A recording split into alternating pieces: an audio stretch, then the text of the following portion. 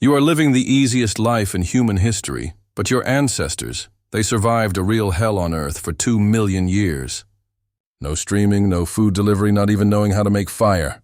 Every day was an epic battle against extinction. And what's the craziest part? They had the same intelligence as you, the same fears, the same will to live. But zero comfort, zero security, zero guarantees. So tell me, if they managed to survive while being hunted by saber-toothed lions, why can't you get out of bed on a Monday?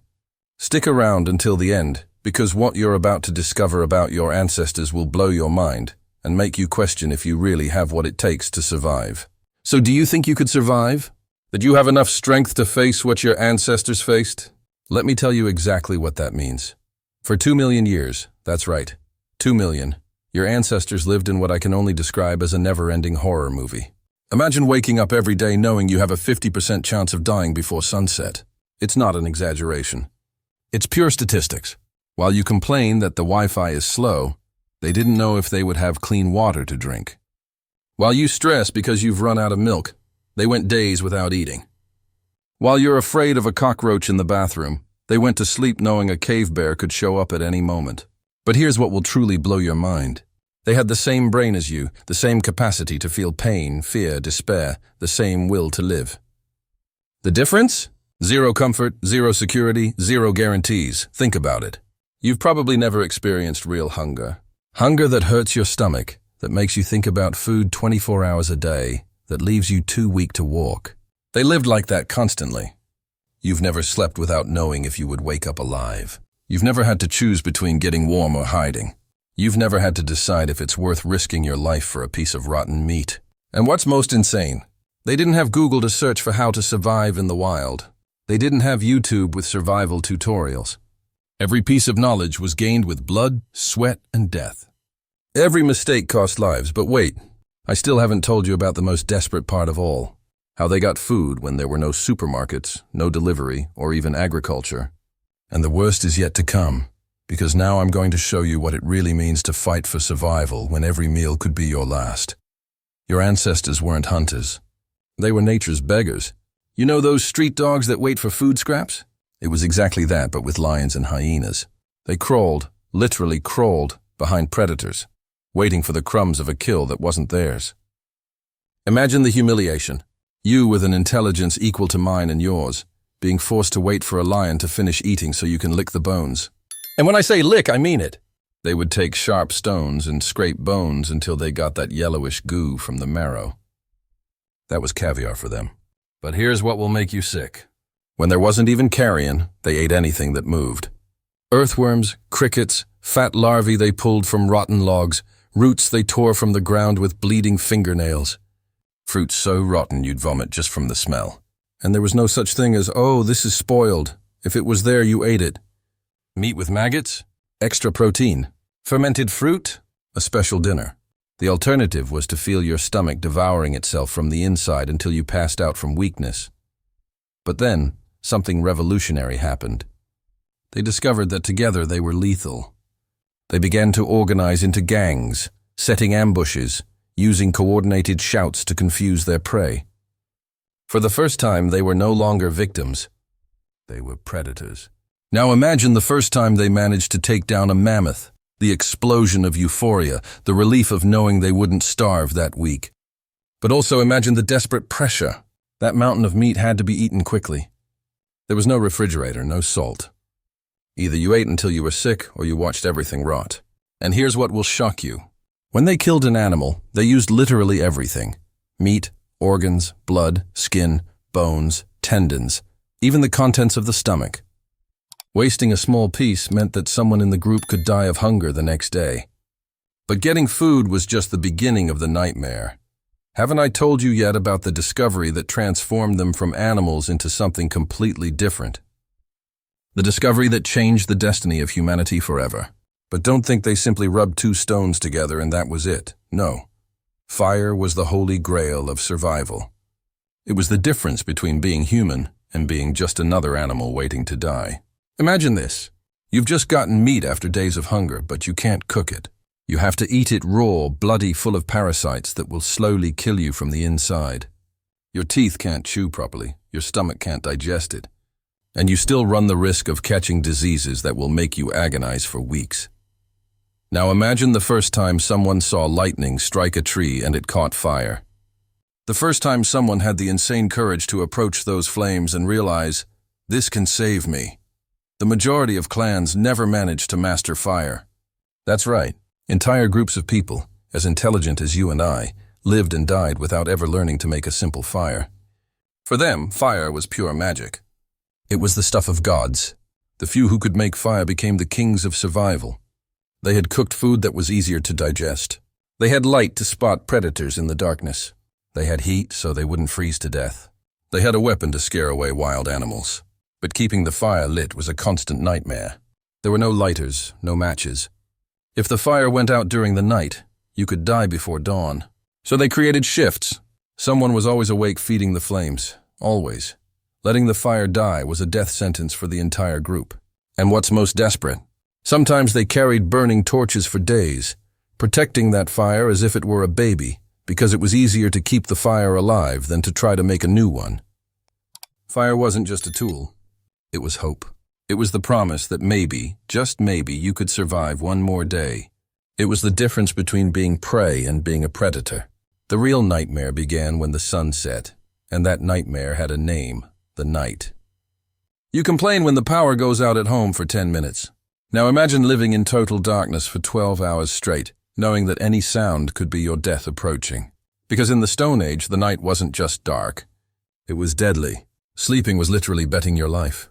There were no beds, no pillows, no doors to lock. You lay down on the cold ground, on wet leaves or sharp stones, and hoped you'd wake up alive. And many didn't. They slept in tight circles, bodies pressed against each other, not out of affection but out of desperation. Body heat was the difference between waking up or freezing to death. In the center of the circle, a weak fire. In their hands, sharp stones and pointed sticks. In their ears, total attention to any noise, because any sound could be a jaguar silently approaching. Any movement in the shadows could be a cave bear sniffing for human flesh. Any snapping twig could be another clan coming to steal your food and kill your family. And here's what will send a chill down your spine. They slept with one eye open, literally. They created a shift system where someone was always on watch. Always. 30 seconds of carelessness could mean the massacre of the entire group. Imagine the psychological tension. You are exhausted, hungry, cold, but you can't completely relax for a second. Your brain is always on high alert, always expecting the worst, always ready to run or fight. And when it rained, when it was windy, when it was truly cold, they huddled together like animals, breathing on each other's necks, sharing the little heat they had. Because being alone in the darkness was a guaranteed death sentence. Caves offered protection, but they were also damp, smelly traps, full of bats and insects. And worse, you never knew if there was already another tenant living there, another predator that considered that cave its territory. But you know what's most impressive? Even in this constant terror, in this absolute vulnerability, they didn't give up. They held on to each other. They cared for the wounded. They protected the weakest, because from this total vulnerability, this shared fear, this collective desperation, something was born that would change everything forever, something that made us truly human. And that something was the birth of the collective soul. Because here's what will blow your mind. In the midst of all this terror, in the midst of this desperate fight for survival, they did something that defies all evolutionary logic. They chose each other. It wasn't romantic love. It wasn't Christian kindness. It was something much more powerful, necessity that became devotion. They realized that alone they were prey, but together they were a force of nature. Imagine the mental revolution. You've been starving for 3 days, you get a piece of meat. Your primitive instincts scream, "Devour it all now!" But you look at the skeletal child in the group, at the old person who taught you how to make fire, at the pregnant woman who carries the future, and you share. You literally betray your own survival instincts to keep your tribe alive. They invented something that didn't exist in nature. Lethal altruism. Dying for the group wasn't heroism. It was mathematics. 1 dead to save 10 was a good deal, and here's what will send a chill down your spine. They took care of the useless. Archaeologists have found skeletons of people who lived for years with broken bones, blind, crippled. Do you know what that means? That someone carried those who couldn't walk. Someone chewed food for those who had no teeth. Someone protected those who couldn't defend themselves. This is not animal instinct. This is pure humanity. But the craziest thing is that they did this without a single word. They still didn't know how to speak, but they already knew how to love in a way that we have lost. They already knew how to shed real tears when someone died. They already knew how to laugh with their whole body when they got food. They already knew how to hug as if their lives depended on it. Communication was pure soul, a look that saved lives, a gesture that meant, "You are not alone," a touch that healed wounds no medicine could reach. And what was the result of this emotional revolution? They were no longer animals that thought. They were humans that felt. They had created the first family in history, not of blood, but of choice, not of convenience, but of brutal love. But then they did something that definitively proved they had transcended the animal condition, something that changed the meaning of existence itself. And that something was the moment they decided to be immortal. No, they didn't discover the fountain of youth. They discovered something much more revolutionary, the need to scream to eternity, "I existed." You're in a cold, starving cave knowing you could die at any second, and then you do something that defies all logic of survival. You take your own blood, burned charcoal, red earth, and paint your hand on the rock wall. Why? Why would someone fighting for their life waste precious energy making art? Because they discovered the secret that drives us to this day. You only truly die when you are forgotten. That hand painted on the wall was a desperate cry across the millennia. I felt pain. I loved. I mattered. I was real. And it wasn't decoration. It was war against the void. They painted the mammoths they took down, the faces they loved, the battles they won. Not to beautify caves, but to eternalize moments, so that someone thousands of years later would know that they lived intensely. But here's what will give you goosebumps. They started burying their dead with wildflowers. People who barely had food for the living spent hours collecting petals for the dead. They placed their best tools, precious food, and sacred objects with the body. This is not animal instinct. This is pure faith. They believed that death was just a passage, that something greater existed, that it was worth honoring those who had departed because they would continue to exist somewhere.